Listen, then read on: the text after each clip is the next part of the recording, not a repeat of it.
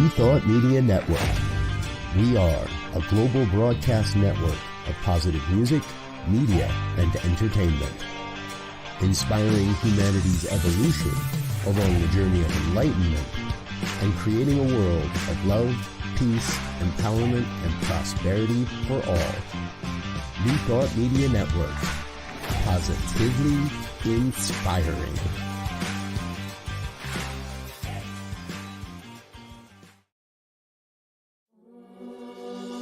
Free my mind, open my heart with the whispers of truth. To live a conscious life, to live a conscious life on the growing edge. On the growing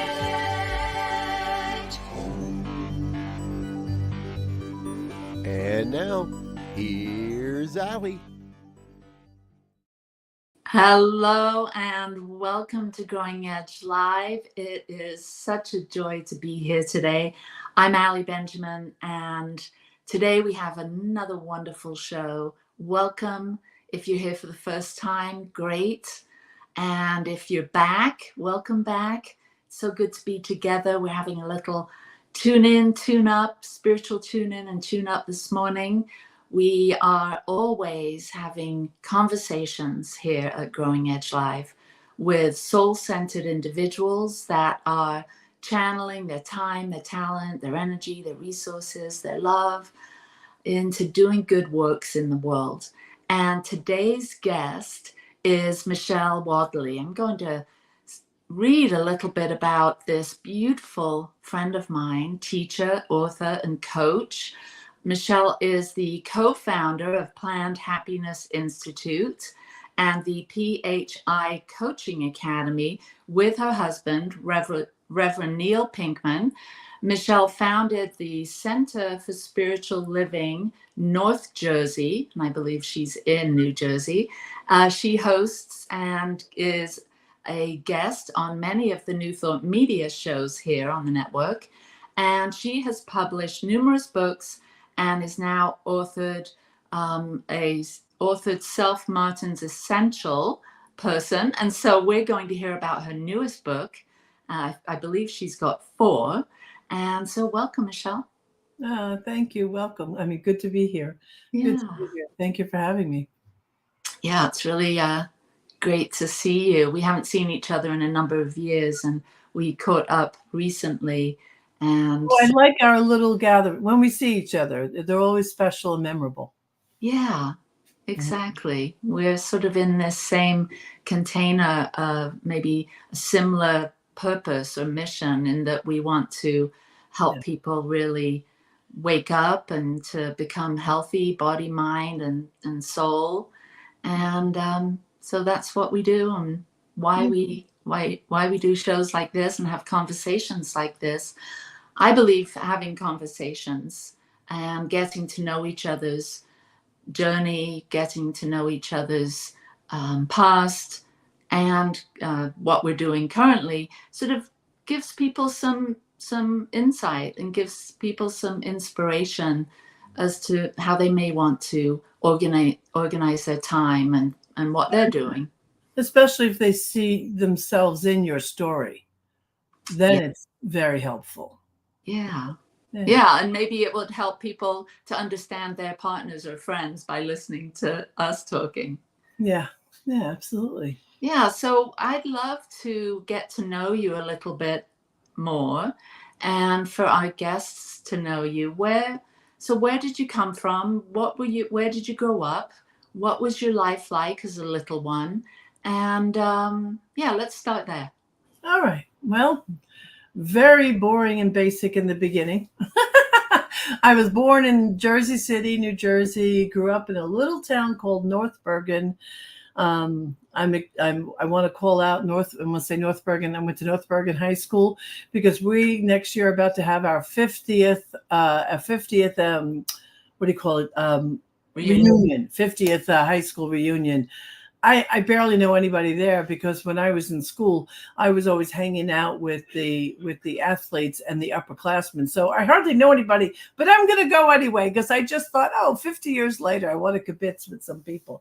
So yeah, that was where I grew up. and my whole family was from the area.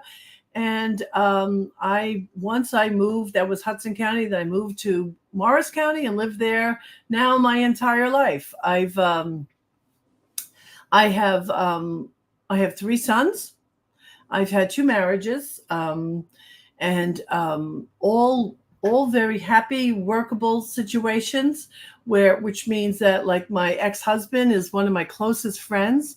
He and his wife were here yesterday. We did something I've never done before. One of my past careers was cooking and catering and food, and but I had never done what in the East no, I guess they're anywhere.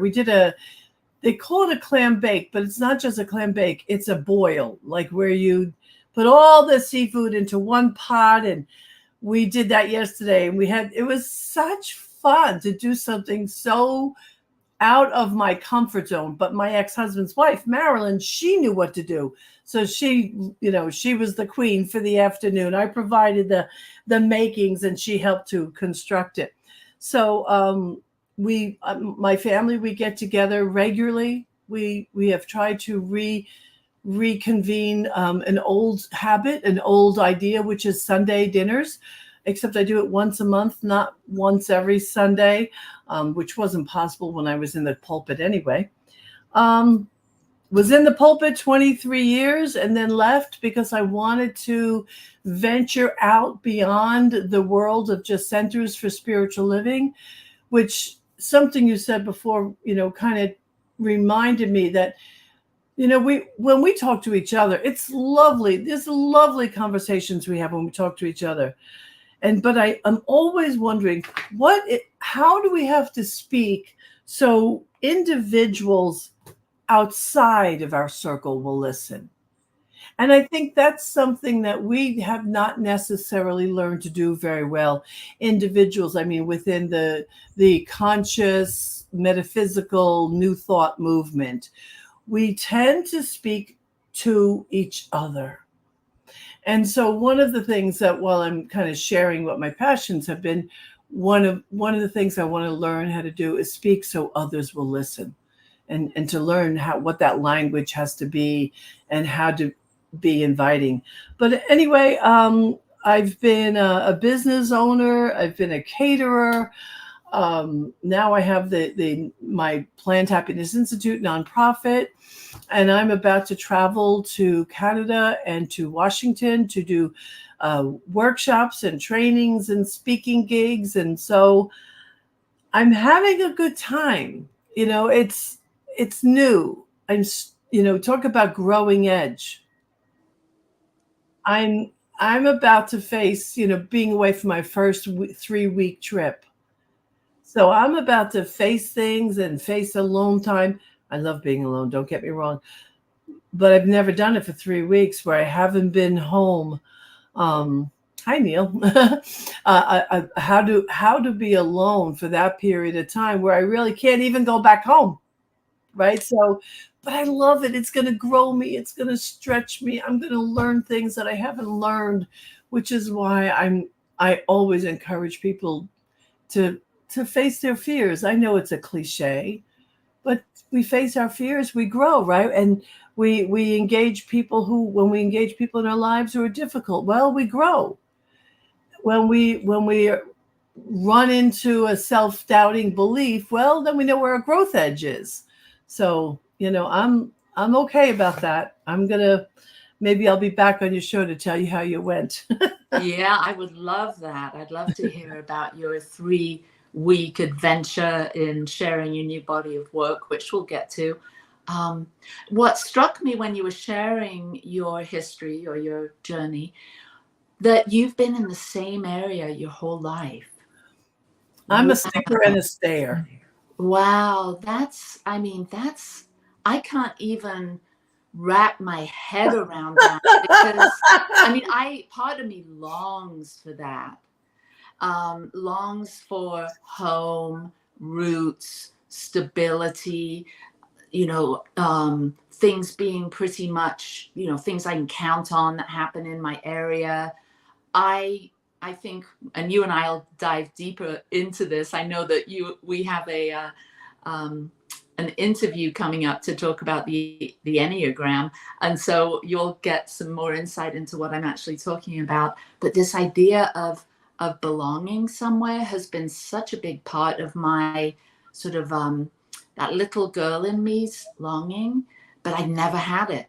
My mother left, I grew up in England, and my parents got divorced when I was 5, and my mother moved to America. So I was constantly back and forth and here and there, and she was moving all over the place, all over California. And so I never really stayed in one place for very long. And so when I hear you talking about that, my imagination taps in, and I think, what would it have been like to grow up, stay where I was born in that vicinity and grow up in that area? That I would be a whole different person had I not. Well, Allie, I don't know that it's something to admire, because I admit to you, I have first of all, I have 3 grandchildren that live in the same town. I'm 2.6 miles from them. And I have attached a lot of my meaning and my value to being a mother and to being a grandmother.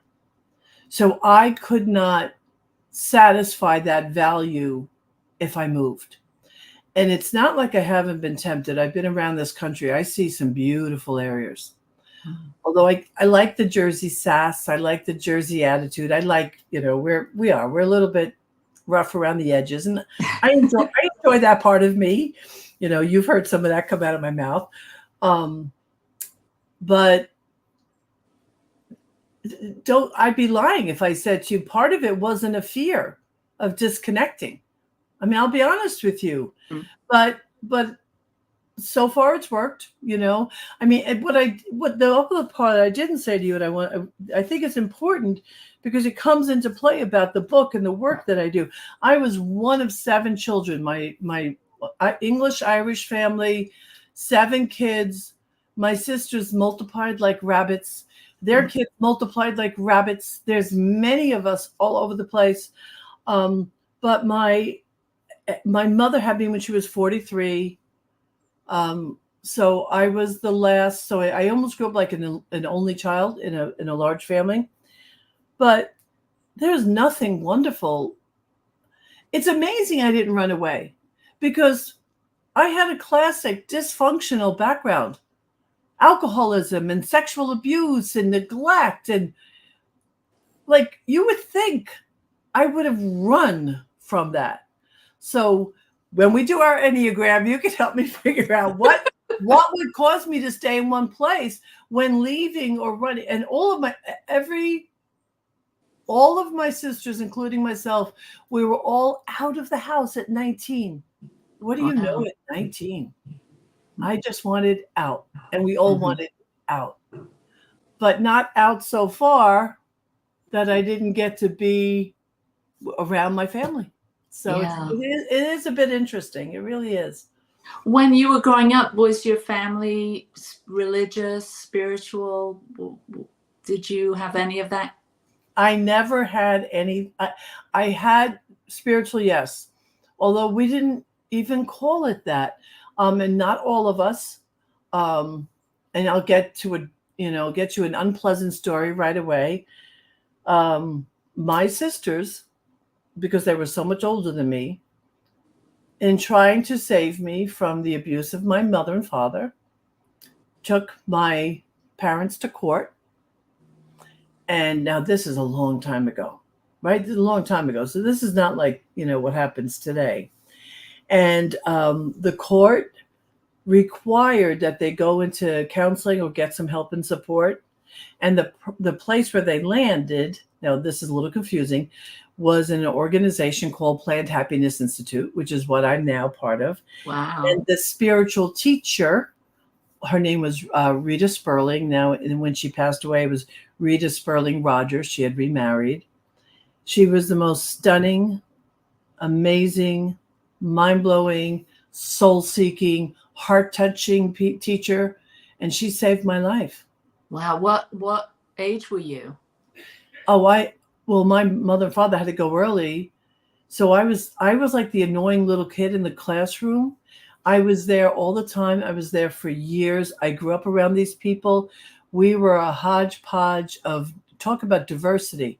It was back before diversity was even a word. I grew up around, white and black and old and young and homosexuals and these, lesbians and gays and, mixed marriages and polyamorous relationships before that stuff was really on the tongues of people. That was my beginnings. Wow. And this was in New Jersey, what, In the New 60s? Jersey, in Jersey City. It's not, the building isn't there anymore, but for decades, many decades, it was there at 345 Central Avenue in Jersey City. And I didn't think about that before, but that was my, like the pin in my map. So the truth is, for many years, I wouldn't have wanted to leave because I didn't want to leave Rita and the influence of that until she finally moved away. And I don't remember when she passed away. If my husband's listening, he could put it in the chat. And she had always wanted someone to pick up the reins, which is why when we created the 501c3, it was actually my husband's idea. We found out the name was available. Nobody had kept it alive.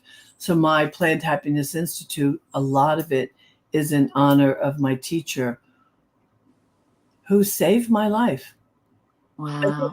Ali, I think without her, hundreds of times in my life, you would have found me in 2003. Thank you, Neil. You would have found me in a fetal position, sucking my thumb somewhere. But she taught me so. Oh, yeah.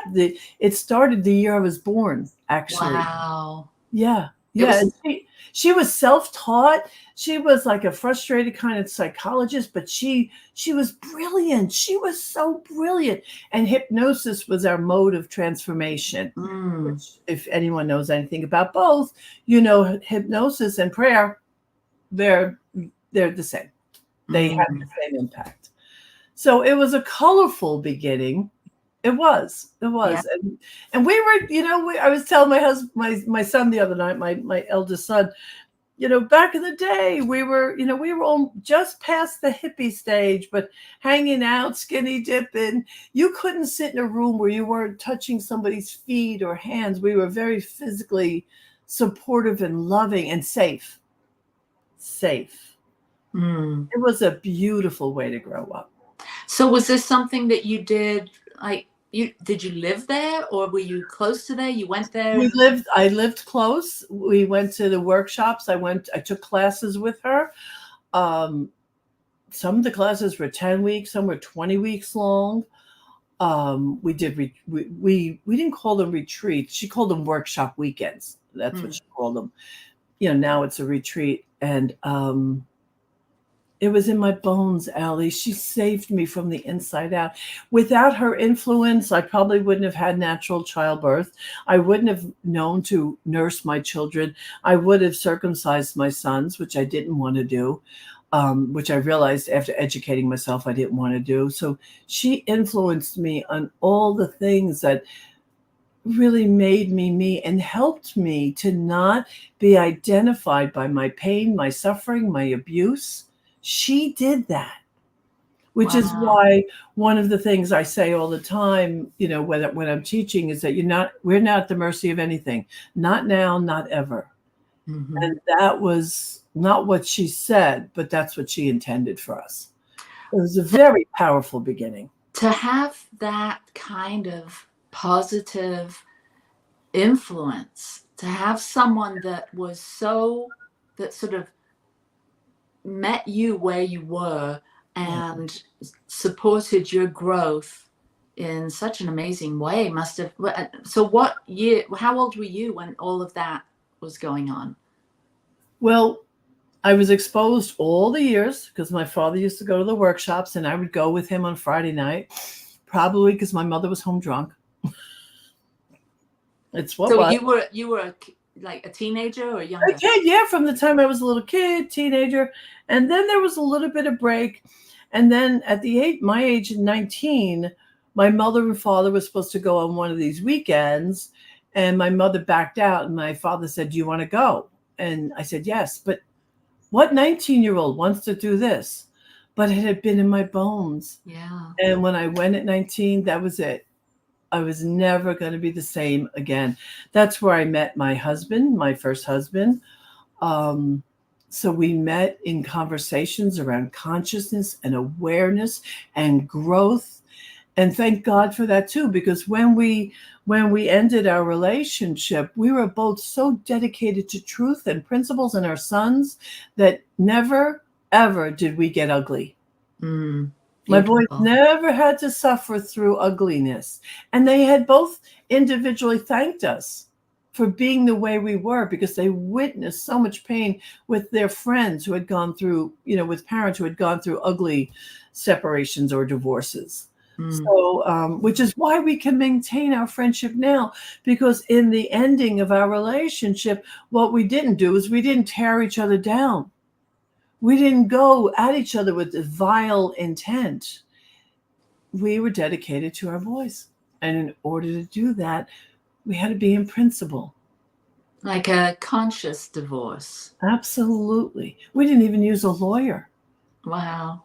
We talked about what we thought was fair. And then I think I was the one who finally came up with a proposal about the house. And he got, "Oh, okay," because it was fair. And it worked. It was really, it was hard. That part was hard, but it was also beautiful because it never got ugly. And then I spent 18 years of my life alone, raising my third son, who was a different recipe. And and I learned a lot about being okay, about being alone. That's a long time, 18 years? Yeah. Wow. So when did you, because you are a minister, when did that occur to you? When did you start being, the idea to go down that path? I guess it was 30 years ago. I thought to myself, okay, I need something. I need some connection. I started going to the local First Church of Religious Science, is what it was called then, of Morristown. And was pretty embraced, started taking classes, and soon realized I wanted to do the practitioner path. But I got pregnant like a minute after getting there. So there was a little break in that, but I finished becoming a practitioner. And my minister casually announced, "Oh, I think I'm going to do a ministerial class." Back in the day on our side of the organization, that's what they did. And I thought, "Oh, I could do that." I could do that. And that was funny. So I'm finishing my practitioner studies, starting my ministerial studies, and in the middle of those two, remember AOL back in the day? I don't have AOL anymore. And you used to be able to search for personality types and make friends. Well, I had made friends with a guy who had just opened a very successful, his name is Bruce Schneider. He's alive today, of course, but he sold his business into IPEC Coaching, which was an intense, expensive 6-month coaching program that I did in the middle of all this with having my baby and working. Being in ministerial school. And working. Yeah. So when people say to me that they don't think they have time for something, I look at them, I go, "Oh, please, don't even tell me, because I know when you want to do something, anything is possible. You can have your excuse or you can have your desired outcome. It's that simple. I love that clarification. That's really clear. You can have your choice, or you can have your your excuse, or you can have your vision. Yeah, absolutely. And so I served that community for a year, and then decided to go out on my own, because I wanted things a little bit different than what I had. Nothing wrong with what was, but I'm a Jersey girl. I wanted vibrancy and music that was alive. I wanted a live band, not just a piano player. We had an immediate diversity because it was in my heart that way, because that's what I grew up with, right? We attract what our consciousness is, what we're familiar with. So we had immediate diversity, and we had we had so much art and creativity and dance and poetry over the years and the spoken word. And I have this lovely young friend who would come and do the spiritual kind of belly dancing for us at the community. Oh my God, it was so alive, which is why kind of when COVID happened, I was a little heartbroken. Yeah. Because all the things, all the qualities and the things that I had that made me me and made us, I didn't have access to anymore in Zoom. Not in the same way. Yeah. So, yeah. But during my ministry, it was very creative and very fun. It sounds like it. Why don't we jump off and take a break? Okay. And we'll be back in just a few minutes with Michelle. Okay. Bye. Please help us say thank you to our organizational sponsors, including the Hefferland Foundation, Affiliated New Thought Network, International New Thought Alliance, Science of Mind Archives and Library Foundation, Center for Spiritual Living Denver, Center for Spiritual Living Midtown, New Thought Philadelphia, Planned Happiness Institute, Summit Center for Spiritual Living, One Heart Retreats, Center for Spiritual Living on the Lake, Unity Kitchener, Unity Spiritual Center Ottawa, Om Center for Spiritual Living, Satya Center, Begin Within Ministries, Center for Spiritual Living North Jersey, Unity of Savannah, and the Center for Spiritual Living Seattle, as well as all of our individual donors. Thank you for being part of the New Thought Media Network. Please like, share, and subscribe. New Thought Media Network, positively inspiring.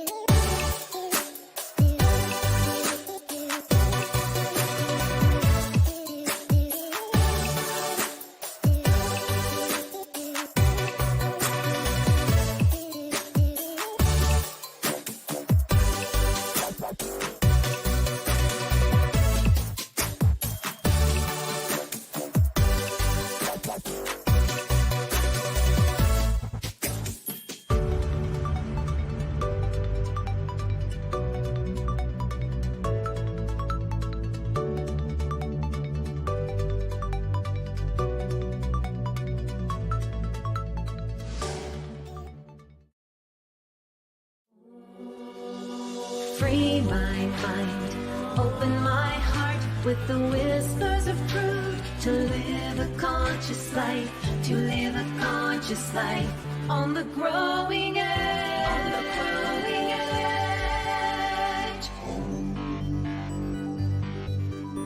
edge. And now, here's Allie. And we're back with Michelle. I love that. I love that ditty. Did you write that ditty? My good friend Leslie Monroe, who was our music director while we were sent. I love that ditty. Yeah. That's great. Thank you. Thank you. I'll pass that on. I love it when someone mentions it, and then I get to pass that on to her. She's such a creative musician. Sweet. So you were talking about COVID and how when the lockdown occurred, your ministry came to, it changed. Mine too. We were a brick and mortar place where people would come and celebrate. And similar to you, we had a very diverse group, very lively. We had a lot of music, a lot of events, and yeah, I really miss those days. I'm so glad that that all happened, but it was definitely a chapter that is over now. So there's so many directions we could go in, because, you know, talking about the lockdown and how COVID changed life for so many people, especially, you know, in ministry, when we couldn't get together, we couldn't be that same place and point of resources and support for our communities, really was hard for me. And it sounds like it was a hard thing for you too. What did you learn about yourself and your ministry, having, you know, been in that, you know, 2021? When did COVID happen? I can't even remember. Yeah, you're right. You're right. What did I learn? Well, thank you, God. I had been teaching online for years. So unlike many of my colleagues, I was able to be on the upswing easy. You know, we went to Zoom and all of the technology. We had already been playing with it. So that part was not hard. One of my favorite quotes is by Ernest Holmes. It's 3 little words: create or perish. And that has meant a lot to me over these years. And I realized that while I don't consider myself an artist, you know, in a formal way of an artist would be seen, I do consider myself incredibly creative. And so I was able to create a very vibrant experience. And so I miss that. But I got to appreciate my creativity even more when I wasn't in it. I'm a true, complete introvert. So I got to be in touch with how anxiety producing it was every Sunday when I had to speak in front of a live crowd. Now, I'm still speaking in places and stuff, but the task to try to stay fresh and new and relative, the stress of that. Maybe some ministers don't feel that. I think there are some that are just so out there. They're just wild, and you know, but that wasn't my experience. I looked okay because I forced myself to look okay, but I'm an introvert. In a party, I'm in with 2 or 3 people talking in a corner. I'm not the person in the middle of the room. I'm not the life of the party. Right. So the fact that I can, you know, I could show up online and then take a nap. And so I got in touch with the stress that it was to doing the job. And of course, then it had new stressors, of course, you know, it was very, you know, very hard. But I got to see all the stress I'd been sucking up and trying to deal with for 20 some odd years. Interesting. And trying to keep the doors open with costs and all the stuff. And so when I spoke my last talk officially as the minister at the end of January this year, I thought I'd take off a few weeks and I'd be okay. I was wrong. I needed way more time. So I stopped going to Sunday celebrations. Now I go if my husband speaks. I've been physically in the room once or twice because they do a hybrid. I needed a lot more decompression. It's like when people think they're going to grieve like that, and they realize, oh, grieving can take, you know, years for some people. I hadn't been on top of how much time I needed to unwind and back up from the stressors I had gathered. So the thing I love about ministry is the thing I love about my life purpose is I love people. We just had a gathering a couple of weeks ago, and many of the people from the center were here. It was lovely. We had great conversations. But I love the potentiality in people. And I love helping people to see the potentiality. I love helping people to realize that they don't have to live at the mercy of their conditionings and their pain and their trauma. That's Wonderful. Yeah. thing. That's why I breathe. That's why I breathe. Yeah. And the book, as Michael is showing it, that this is part of that journey. Yeah, I want to ask you before we jump into the book. You keep talking about your husband and that when he's speaking, I never heard that in your story. When did you meet Neil, and how did that happen after 18 years of being alone? Yeah, I guess there was a little bit of a crossover because he's a man, so he always has the dates. I never think about that. It's very interesting. But we met at a coaches networking meeting. We were both coaches. And then we became friends, and I talked to him a little bit about Science of Mind and found out that he had already read the Science of Mind textbook. He had been a speaker, so I was going to a Silmar one year, and after meeting him, I said, "Hey, do you want to do a Sunday talk for me?" And he did. So we, kind of became, comrades, in that way. He was supportive to us in marketing, helping me to do some marketing because he had access to people and, qualities. And so first it was just friendship, and then eventually not. Wonderful. Yeah. So let's switch over to your newest book. And I pre-ordered it. I'm very excited about it. Thank you for doing that. Yeah. And it was easy. I went to your website, followed the link, and your website is michellewadleigh.com, I believe. Yeah. Yeah. And so pre-ordered it, and I'll be getting that in a couple of weeks, a few weeks. So looking forward to that. So you mentioned this 3-week journey or adventure that you're about to go on. Is this to do with the book, the release of the book?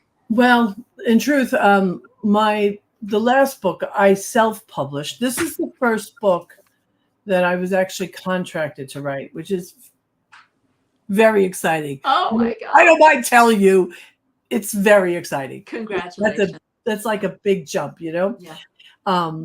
But this company, St. Martin's Essentials, is also going to republish my forgiveness book. So I just kudos to St. Martin's Essentials. Thank you for doing that, because it's the forgiveness and the shadow coming together. These two programs and these two books coming together that are going to make a beautiful complement for any teacher, any metaphysical, spiritual, new thought teacher of any kind, because it's principle based, it's prayer based. And the journey I'm going on right now, unfortunately, I won't have the book in my hot little hands till I'm back from the journey, but it's the way it worked out. But I will be bringing the principles wherever I go. I can't not. Mm-hmm. Tell us about the shadow work. What inspired that? I know it's kind of an obvious answer to that question from your history, but how was it? Yeah, the need for it is obvious, but I want to thank my Science of Mind teacher, Reverend Frankie Timmers, because while other ministers that I was exposed to were not doing anything, I don't want to misrepresent. There was not a lot of personal journey work going on in the movement, except for her. Matter of fact, she and myself, when I started doing it, were somewhat frowned upon, because people presented it as if we weren't being in principle. Mm-hmm. That's a misrepresentation of the work. Let me be clear. So Frankie was the one who exposed me to the Radical Forgiveness book by Colin Tippings, which is the one I always recommended till I wrote my own. Good book, but I like mine because mine is spoken in the way that people like us can hear. And then she, because we were in the practitioner journey, she required that we listen to or read Dark Side. I had to remember the name of the book, The Dark Side of the Light Chasers, which was the book I had my practitioner students always read. Debbie Ford.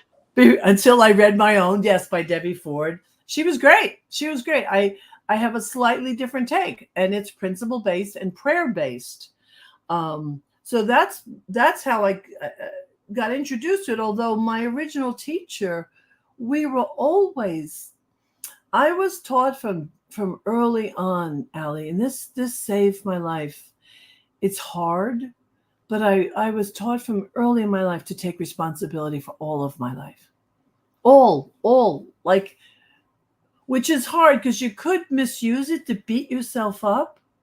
You could. If you don't know how to do it, it could be a, self, torture kind of thing. But I did learn how to use it.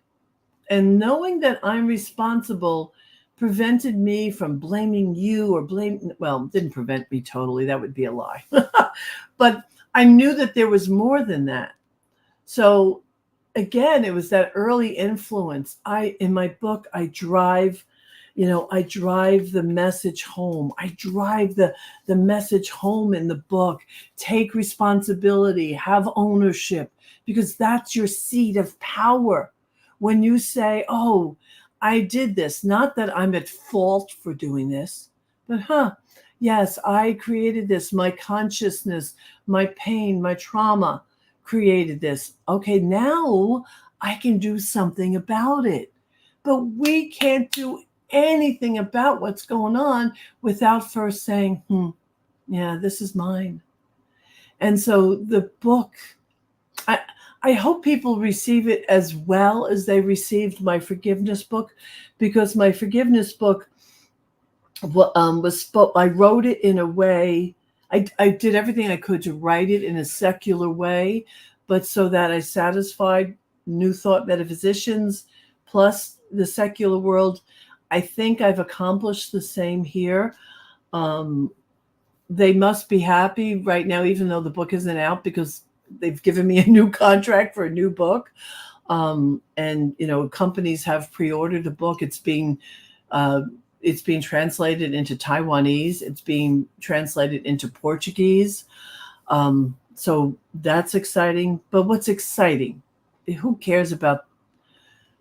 What's exciting is hopefully I've taken the intimidation out of the conversation.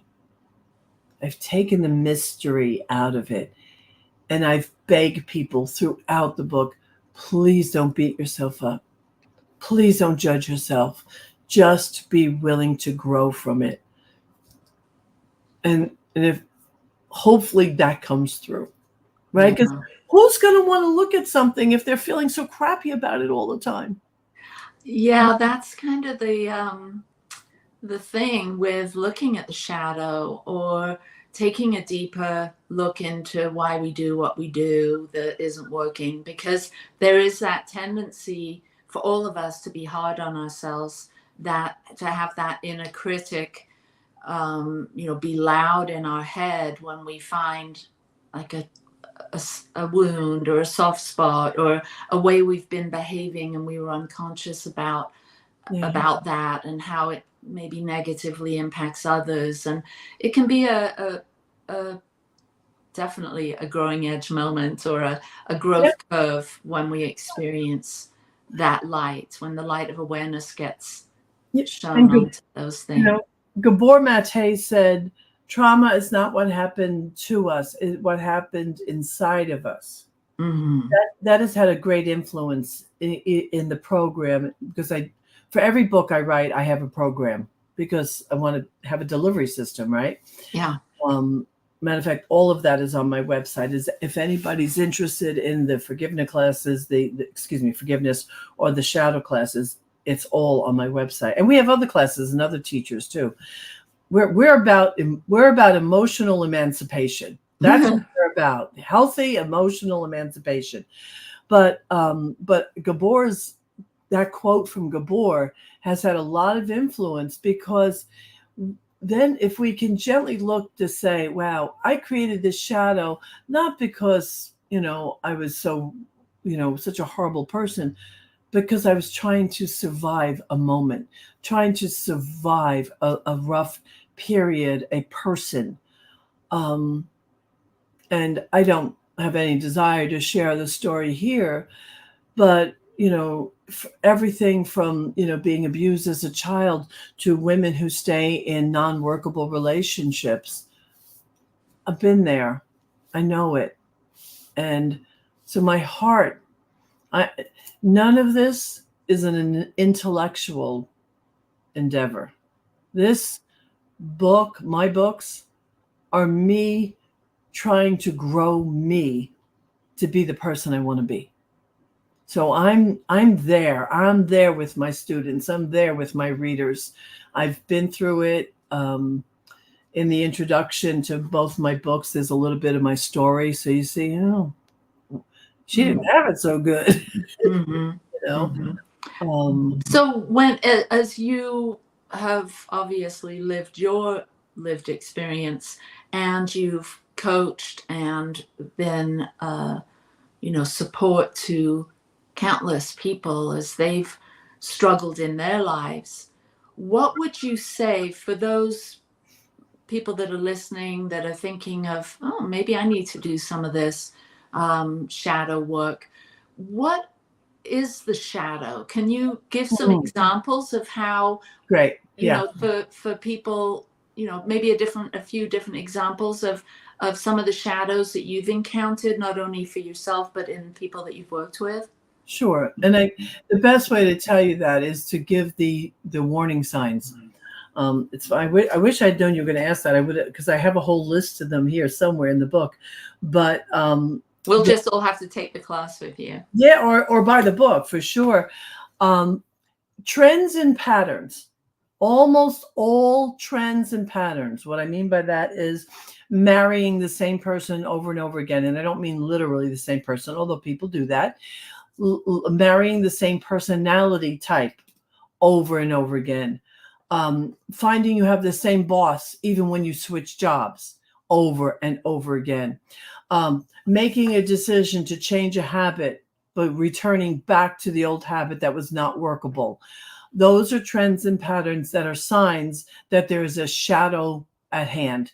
Another one, a very simple one, is when you are completely drawn to somebody, or when you are when you're appalled by somebody and it's a visceral reaction.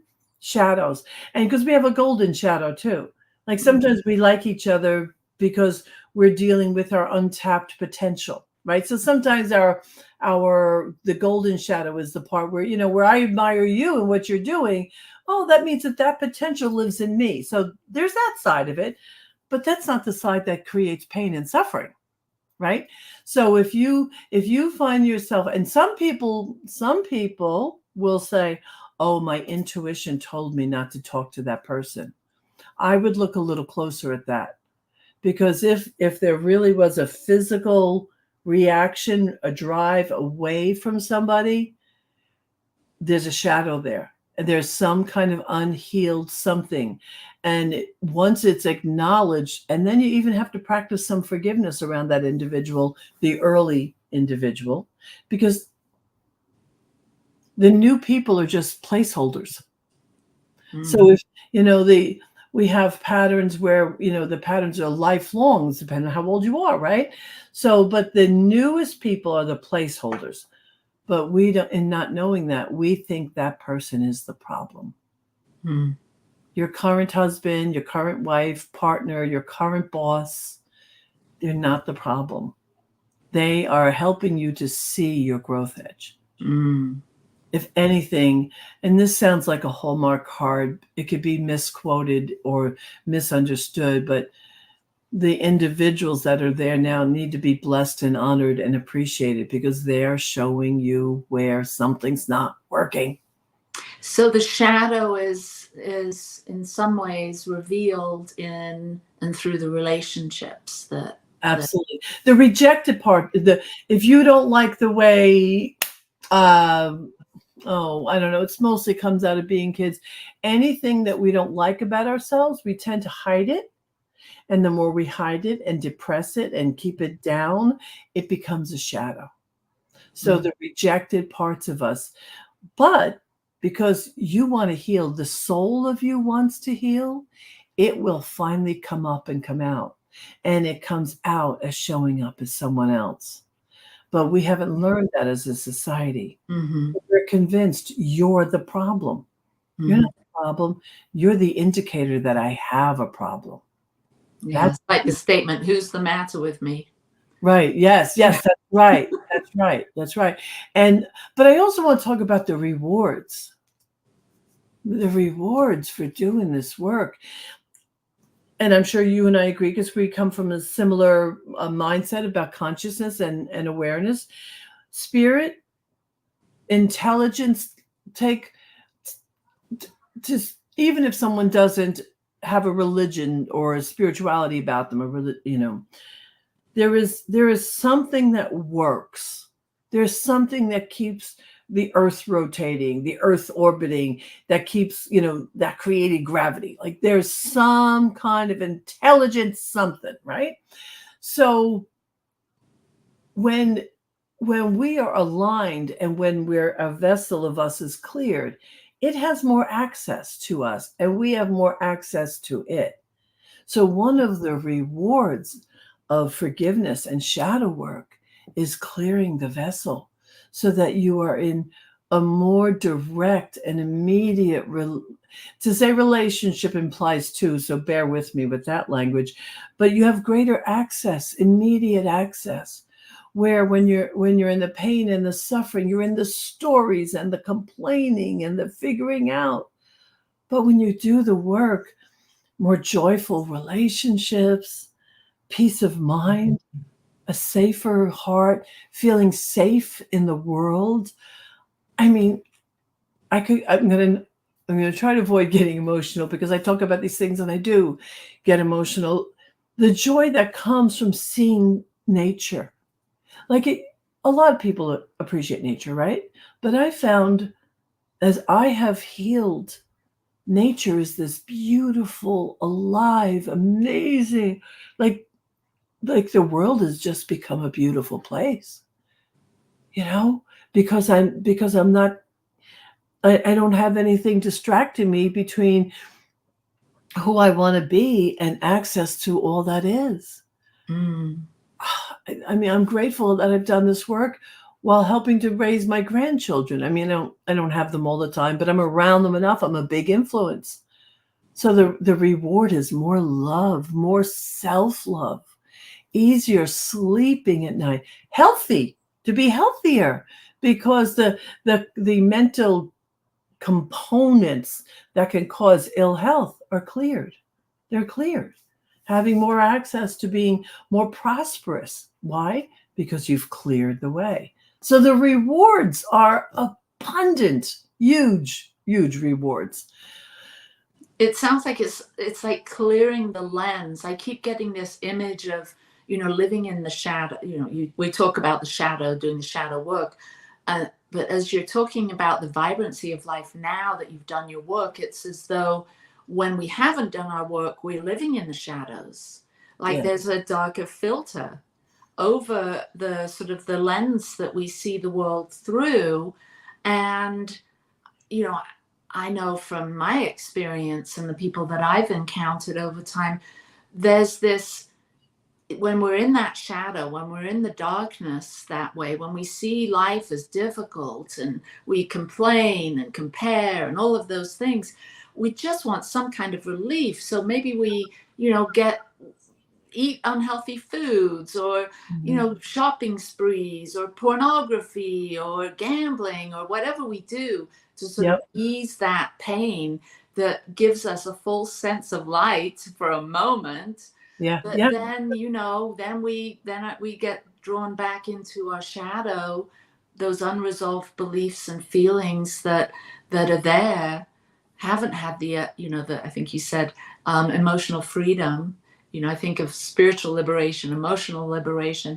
We get caught in these patterns and behaviors that keep us in that dark, and what liberation coming into the light.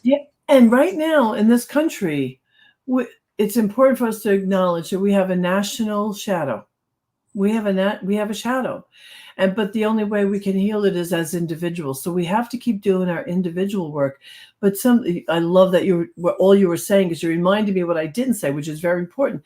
It doesn't mean you're a doormat, by the way. Some people think when they do all this work, they're going to be this happy, like, almost hippie, like life is good, but you become more powerful. You can see the world where it's not working. And you have even more power to stand up to it. If you are politically involved and you're healed, you are more potent as a political advocate for what should be happening. So it doesn't dumb you down in any way. You get more powerful because you have access to truth that says, okay, this is, when you call out the bullshit. Excuse me, but no, you're good. But you get to see it and call it out without even being so angry or thrown by it. Yeah. Because there are things in this world that are not working. That's true. So we've got 1 minute. So I want you to answer this question. Okay. The song, What the World Needs Now is Love, Sweet Love. Based on where you are here at your green growing edge, what does the world need now, Michelle? Massive self-love, self-acceptance, and self-compassion. Beautiful. We'll end it there. Thank you so much for being a guest on our show. It's been really delightful. You're definitely coming back after we've talked Enneagram, and we'll be able to talk about the shadow with some new insights based on your book being published just in a few weeks, and going on this adventure, working with people around the country, and figuring out your Enneagram, which type you lead with. I think we'll have a You must be already forming an opinion. Maybe, but that's not mine. Finding your Enneagram leading type is something you do for yourself. It's not something anyone else can tell you. So thank you, Michelle. Thank you, Michael, our producer, to the Media Network. And we will see you next Monday here at The Growing Edge. Mwah. Peace and blessings. Showering love your way. Namaste. Bye-bye. Free my mind, open my heart with the whispers of truth, to live a conscious life, to live a conscious life on the growing edge.